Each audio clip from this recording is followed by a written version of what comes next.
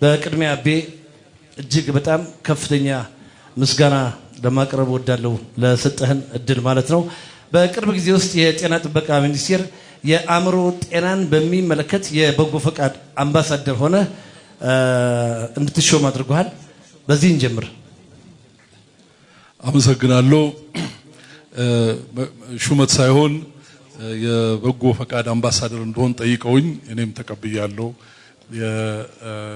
የአእምሮ ህመም ጉዳይ ከበፊትም ጀምሮ ቅርቤ ስለሆነ መሰለኝ በዛ የተነሳ ነው እና እኔም ያንን ተቀብያለሁኝ። ይሆነው እንግዲህ ላለፉት 3 ዓመታት በሰሎሴ ቴሌቪዥን ድራማ የአስናቀን ገጸ ባህሪ ወክለህ የምትጫወተው አንተ ነበርክ። አርቲስት አበበ ባልቻ አስናቀን እንዲሆን ማን መረጠው? መስፍን ጌታቸው፣ ሰለሞን አለሙ የዳይሬክተሩ፣ ነብዩ ዳንኤል መጀመሪያ ላይ ካሜራውን ይዞ ይሰራ የነበረው እነሱ መጡና አነጋገሩኝ፣ ጠየቁኝ። ይመስለኛል ከጀርባው ሙሉ ዓለም ያለች ይመስለኛል እንዲሁ ሳስበው።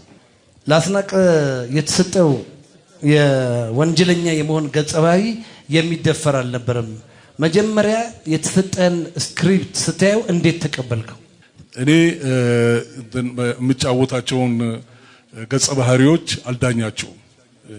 መዳኘት ማለት ምንድነው? ገሌ ወንጀለኛ ነው፣ ገሌ አፍቃሪ ነው፣ ገሌ ሐቀኛ ነው የሚል ነገር የለኝም። ያንን የተሰጠኝን ወይም ደግሞ ለመጫወት ፈቃደኛ የሆንኩበትን ገጸ ባህሪ መጀመሪያ አነበዋለሁ። ምን አይነት ሰው ነው፣ እንዴት ነው የሚል ነገር ከራሴ ጋር ወያይና ለብቻ አስቀምጠዋለሁ ሰውየውን። ከዛ በኋላ ከተስማማኝ ያንን ሰውዬ ገጸ ባህሪ ይጫወታለሁ። ስለዚህ እኔ እስከምጫወተውና እስከማቀው ጊዜ ድረስ አስናቀ የሚባለው ካራክተር ወንጀለኛ ነው ብዬ አስቤ አላቅም ለራሴ። እንደ ማንኛውም 50 ዓመት ያለፈው አንድ ኢትዮጵያዊ ትምክህተኛ ሰውን ዝቅ አድርጎ የሚያይ ብዙ ሰዎች አሉ። የዛን ያህል ራሱን ብቻ የሚወድ ከፍ የሚያደርግ አይነት ሰው ሊሆን ይችል ይሆናል የሚል መጀመሪያ ላይ ያስቀምጣሉ። ከዛ በኋላ ግን አንዴ ከመጫወት ከጀመርኩ በኋላ ምንም በቃ አስናቀ የሚባለው ሰውዬ ነው የምጫወተው። በኦዲየንስ ደረጃ የአስናቀ ካራክተር በጣም ኮንትሮቨርሻል አወዛጋቢ ነው። አንደኛ ወገን በጣም በትክክል ቦታው ላይ በመገኘት ተቀብሏል፣ በአድናቆት ማለት ነው። አንደኛው ወገን ደግሞ እንደዚህ አይነት ወንጀል የሚሰራ ሰው አስናቀ ሆኖ በመገኘቱና አንተ ስለቻልከው ደግሞ ያንን ካራክተሩን ደግሞ የሚጠላል። በአንተ ላይ ምንም የሚያሳድረው ነገር የለም? ያሳደረው ነገር ለምሳሌ እንግዲህ አንድ ተዋናይ ጸጋው ይሄ ይመስለኛል። በውለታው መሰረት እኔ አስናቀን ሆናለሁ ብዬ እናንተ ደግሞ አስናቀን ሆኖ እየተወነ ነው ብላችሁ ሁለታችን ስምምነት አለ፣ ያልተጻፈ ውለታ አለ። ያንን ውለታ እኔ በኔ በኩል አሟልቻለሁ ማለት ነው። ይሄንን የምልህ ምን ለምንድን ነው? ኮንትሮቨርሻል ነው። ተመልካቹ ጋር ኮንትሮቨርሻል ከሆነ እንኳንም ኮንትሮቨርሻል ሆነ። ኮንትሮቨርሻል ባይሆን ነበር እማዝነውና ለካስ በደንብ አድርጌ አልሰራሁትም ብዬ ቅር የሚለኝ። ኮንትሮቨርሻል ከሆነ ጥሩ ነው። አቤ በዚህ በሰረሰው ድራማ በጣም እጅግ በጣም ከፍተኛ ዝናን እንዳገኘበት ነው የማቀው። መንገድ ላይ በጣም ብዙ ሰው ይከባሃል። አንድ ትልቅ ስብሰባ ላይ አስታውሳለሁ። በጣም ትልቅ ስብሰባ ነው እና በጣም በሺዎች የሚቆጠሩ ሰዎች የተገኙበት ነው። ስብሰባው ከመጀመሩ በፊት ልክ አንተ ስትገባ ተነስተው ሲያጨበጭቡ ሁሉ ነበር። እጅግ በጣም ገርሞኛል። ዝና ላንተ ምንድን ነው?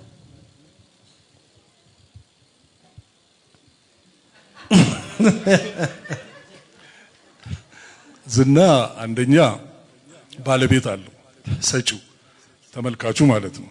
ሲፈልግ ይሰጣል፣ ሲፈልግ ይነሳል። ይሄ የኔ አይደለም ወይም የኔ ንብረት አይደለም፣ የተመልካቹ ነው። ለኔ በዝና እንደ አረፋ ወሰደው። ያምራል፣ ደስ ይላል። ሳሙናው እስከተመታ ድረስ ያ የሚያምር ነገር ይኖራል። ከዛ በኋላ ሳሙናው መምታት ስታቆም ይወርዳል እና እንደማንኛውም ነገር ተመልካቹ ደስ ባለውና በፈቀደ ሰዓት ያን ዝና ይሰጣል። ከዛ በኋላ ደግሞ የራሱ ንብረት ስለሆነ ይወስደዋል። እና ሁላችንም ምንድነው የሚባለው አሁን አንዱ ደጋፊ በመትለው በመድኃኒት ፋብሪካው ቋንቋ ሼልፍ ላይፍ አለው ማለት ነው ሁሉ አየ ወደምፈልገው ነጥብ ነው የመጣልኝ ዝና ህዝብ የሚሰጠው ነገርና የሚወስደው ነገር ነው ዝናን መሸከም መቻልና አለመቻል ደግሞ አለ ዝናን መሸከም የማይችሉ ሰዎች አሉ ያ ዝና ከጠፋ በኋላ እንደ በፊቱ ለመሆን ፍላጎት ያላቸው ሲያቅታቸው ችግር ውስጥ የሚገቡ ሰዎች አሉ እግረ መንገድን አንድ መልእክት አታስተላልፍልኝ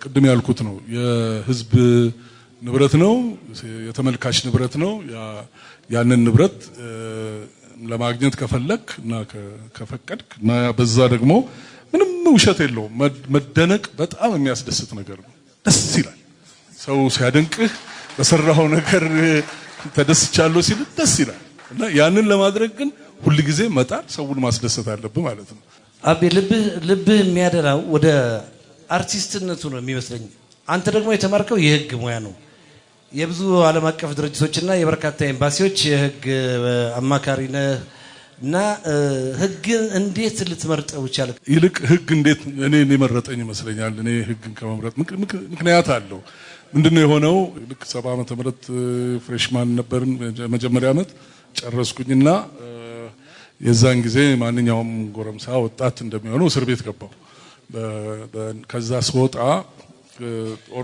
ተመርጦ ነበር ትምርቶቹን እንደዚህ መርጠናል በኋላ እዚህም ሲሄድ ስሜ የለም በኋላ ከዛ አንድ አመት በፊት ጋር ጸጋዬ በዛ ጋር ጸጋዬን አግኝቼው ነበር ገብረመድህን ጋር ጸጋዬ እና እሱ ደግሞ ቲያትር ተማሪ ቤት ከፍታለሁ ብሎ ነጋሽ ተስፉ ሃይማኖት እንደዚህ ሊያስተምሩ ይመጡ ነበርና በጣም የሚያጓጓ ነገር ነበር ለኔ ባለ ሄጄስ ጠይቅ ቦታ የሚባል ነገር የለንም አንችልም ሞልቷል ተባልኩኝ ከዛ በዛ ዘኔታ ከቲያትር ትምህርት ቤቱ ፊት ለፊት ሻይ ቤት አለ ከዛ አልፎ ህግ ተማሪ ቤት አለ እዛ ጋር ቆም ያለውና ተስፋዬ ኃይለ ማርያም የሚባል የሰፈሬ ልጅ ልደታ ሰው ነው አሁን መጤት የመሰለ ዳኛ ነበር አሁን ጥብቅና የራሱ ጥብቅና ይሰራል እሱ ምን ነው ምናምን አይ እንደዚህ ነው ፈልጌ ነበር ተማሪ ቤት አልሆነም አልኩት አይደለም ህግ ተማሪ ቤት አትገባም ማለት አይሚፈቅዱ ምክንያቱም ህግ ተማሪ ቤት ደግሞ ያን ጊዜ በጣም የሚፈልግ ስለሆነ በጣም ብዙ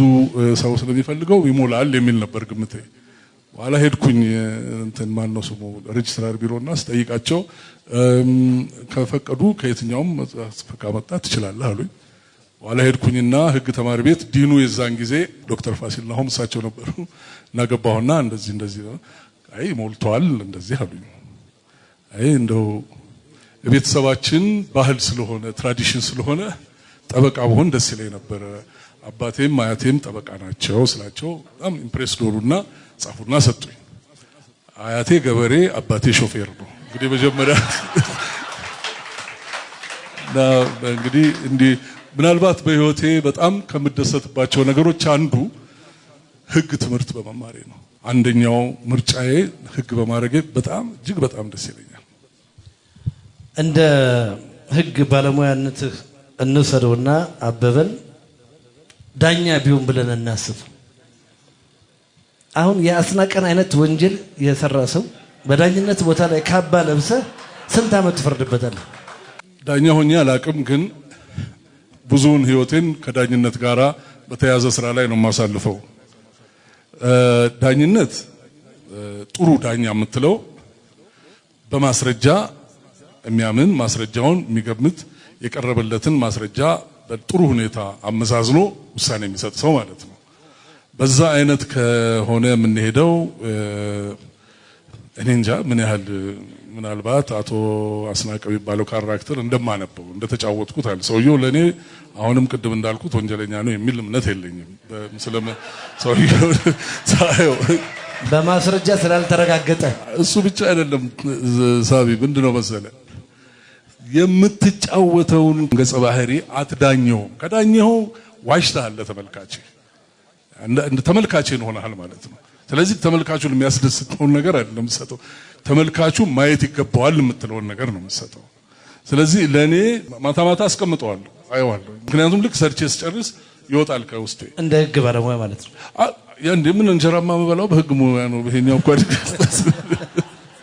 እና በዛ የተነሳ ዳኛ ፊት ለምሳሌ ቢቀርብ ሰውዬ መጀመሪያ ሊያቀርበው የሚገባው ነገር መፈጸም አለበት። ያ ነገር በኢትዮጵያ ህግ መሰረት ወንጀል ነው፣ ጥፋት ነው። ብዙ አሉ እንግዲህ ከዚህ ጋር ተያዙ ለዚህ የትኛው ነው ተብሎ ይጠይቅ ወንጀል ነው ወንጀል መሆኑን በአቃቤ ህጉ በማስረጃ ማስረዳት አለበት። ዳኛው አይተው የለም ይሄ ነገር ወንጀል አይደለም ሊያስከስሰው አይችልም ወደ ቤት ሊሉት ይችላሉ ወይም ደግሞ ተከላከል ይባላል። እንዲህ ያለ ነው የሚሄደው። ስለዚህ እንጃ ምንድነው ያደረገው ይሄ ሰውዬ? ሰው ሰደበ ነው የምትለው? አስናቀ መሞት አልነበረበትም በህግ ፊት መዳኘት አለበት ብለው የሚከራከሩ ሰዎች አሉ። አስናቀ መሞት አለበትም ብለው የሚያስቡ ሰዎች አሉ። አስናቀ ስለሞተ አንተ ይቆጫል? አሁን ለምሳሌ ኦቴሎንና ገብርዬን ተጫውቻለሁ። ኦቴሎን ስትጫወት አንድ ደራሲ የደረሰው ተምኔታዊ ወይም ደግሞ የሚታሰብ ሰው ነው። ገብርዬን ስትጫወት ግን በአንድ ወቅት ላይ ስጋ የለበሰ ቆሞ መሄድ ነፍስ ያለው በኢትዮጵያ ታሪክ ውስጥ ትልቅ ቦታ አለው የምትለው ሰው ነው።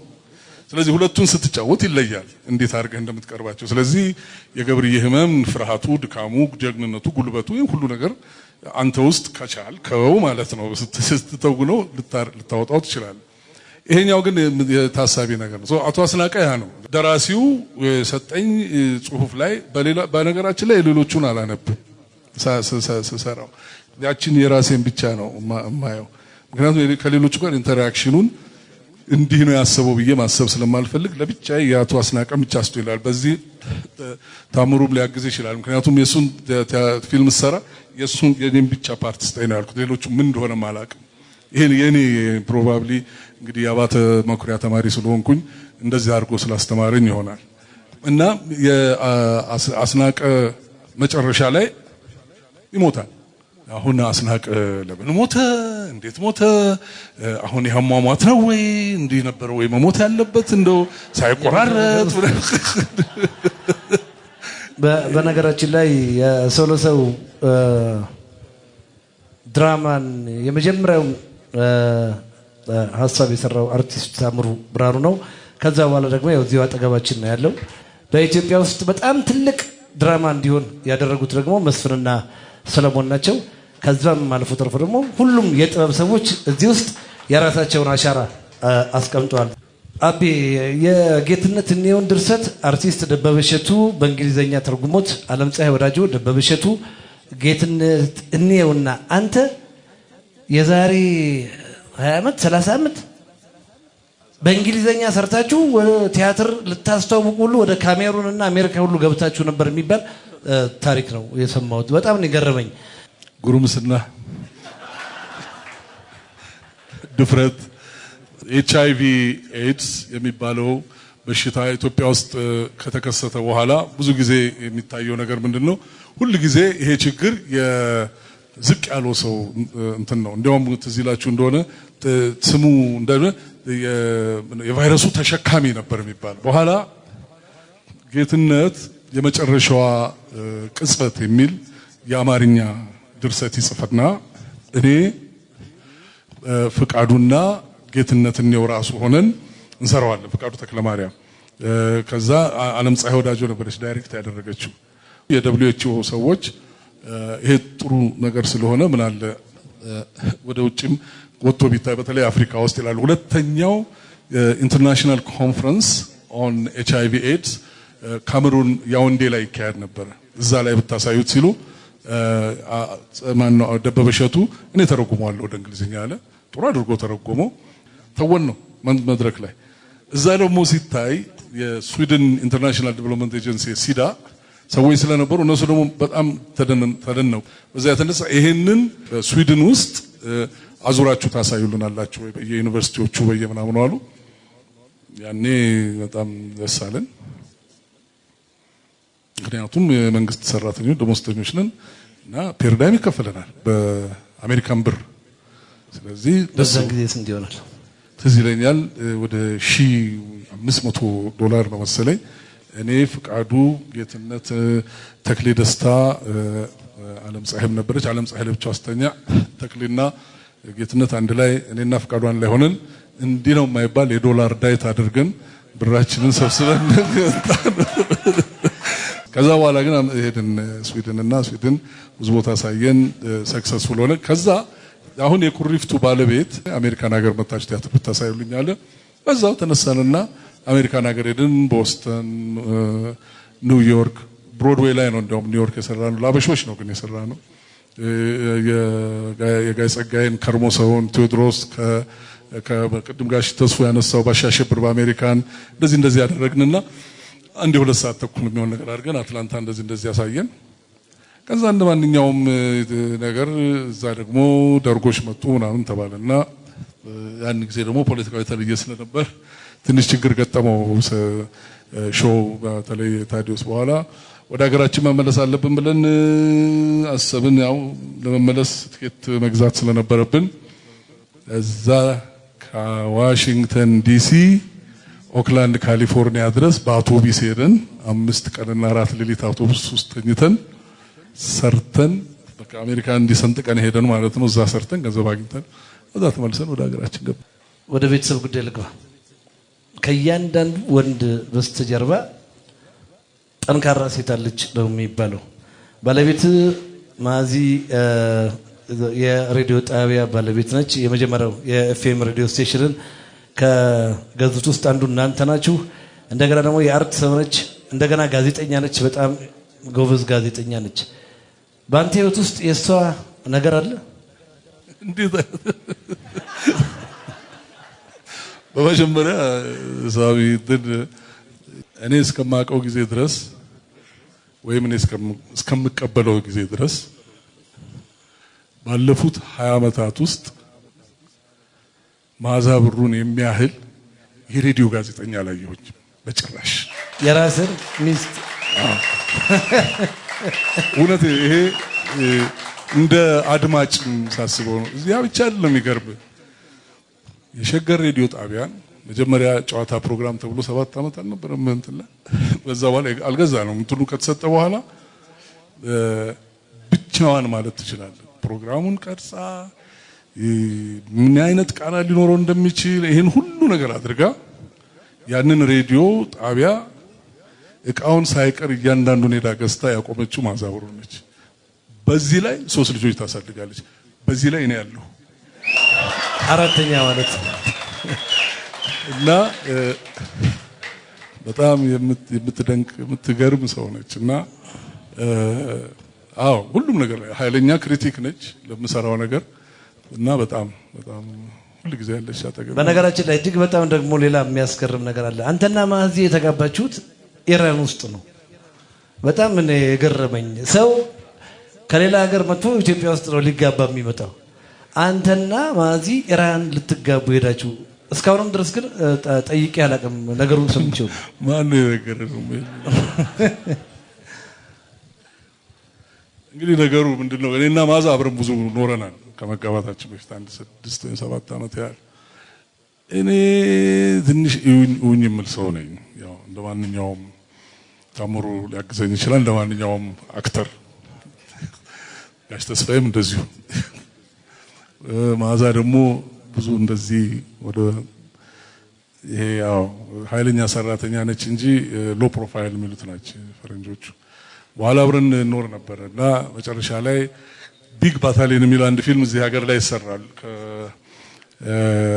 ቻነል 4 የእንግሊዝ ቴሌቪዥን በኋላ የዛን ጊዜ እሷ ፕሮዲዩሰር ሆናለች ማዛ በፊት ባህል ሚኒስቴር ነበረች ከዛ ከባህል ሚኒስቴር የውጭ ግንኙነት ኃላፊ ነበረች ከዛ የናሽናል ባንክ ብሪቱ ሚለውን ጋዜጣ ማነው መጽሔት ኤዲተር ነበረች ከዛ በፊት የመርሃ ስፖርት አዘጋጅም ሪፖርተር ሆና የጀመረችው ከዛ ውጭ ጉዳይ ሚኒስቴር ዋና ዳይሬክተር ነበረች ከዛ ዲዛይን አርጋ ነው ከኛ ጋር እንደገና ሬዲዮ ውስጥ የገባችውና በኋላ ያ ፊልም ማነው ሲሰራ መጨረሻ ላይ ሰዎቹ እሷን ነው የጋበዙት ፕሮዲዩሰሩን ትረዳ ስለነበረ አይ ግድ የለም እነዚህ ሰዎችን ቢመጡ ምን አለ ብላ የለመነችልንም እሷ ነች እና እኔን ማነው በኃይሉ መንገሻ ጊዜ ወጣለፈ ሌላ በኃይሉ ነቃ ጥበብ እና እኔ ሆነን ነው ይሄድ ነው እዛ እንግሊዝ ሀገር ማለት እንግሊዝ ሀገር ስንሄድ የኔ ባልንጀራ የሷም ወዳጅ የሆነ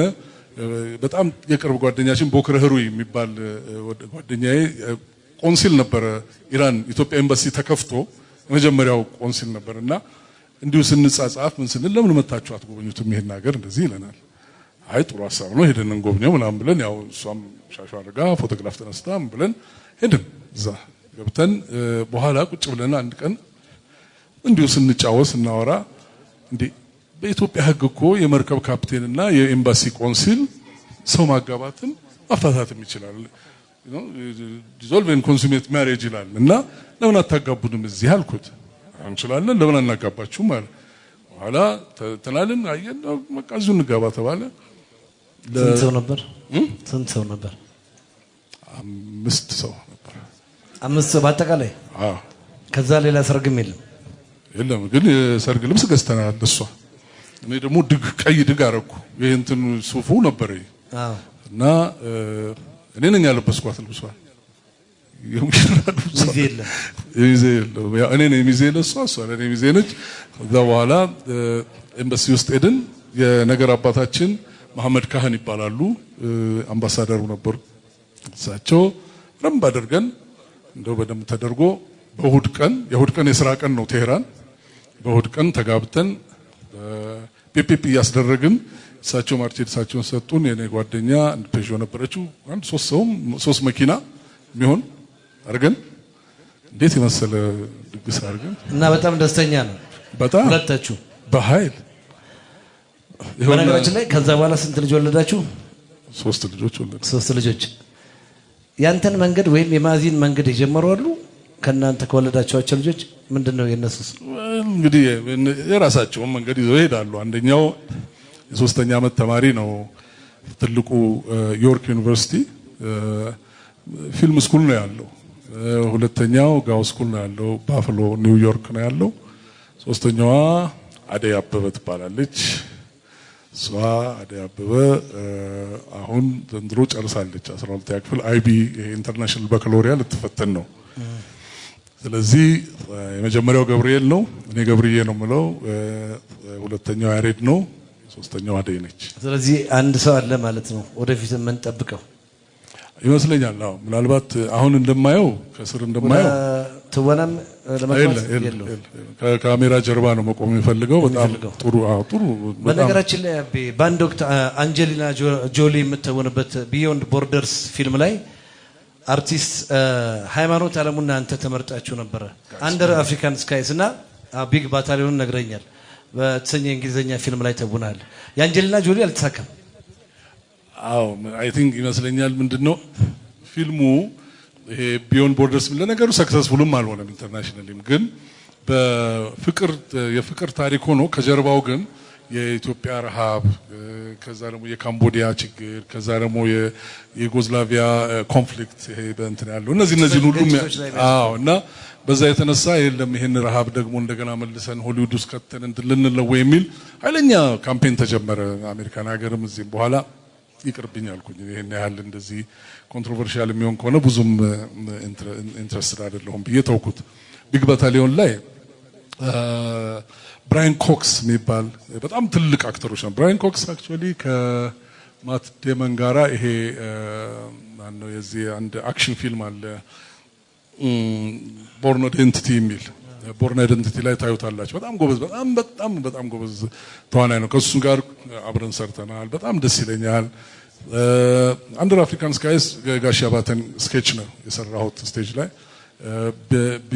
ሌላው አሁን አንድ ቅርብ ጊዜ የእንትን ማነው ሰው የላሊበላ ከተማ ከንቲባ ሆኜ የሰራሁት አንድ አይሪሽ ፊልም የአይሪሽ ፊልም በቅርብ ይወጣል በቅርብ አቤ በጣም ብዙ መጽሐፍ ታነባለህ ይባላል እውነት ነው ጠበቃ አይደለው እንዴ ታላነብ እንዴት ኖራል የህግ መጽሐፍ ምትረኝ ህጉንም መጽሐፍ ታነባለህ ሌላውንም ታነባለህ ላንተ ሞዴል የሆነ ሰው አለ ከውጭው ለኔ ሞዴል የሆነ ሰው በመጀመሪያ ወይዘሮ ማዛ ብሩ ሞዴል ነች ለኔ አንድ አዎ ምናልባት ብዙ ነገር ከሷ ማግኘት ይችላል።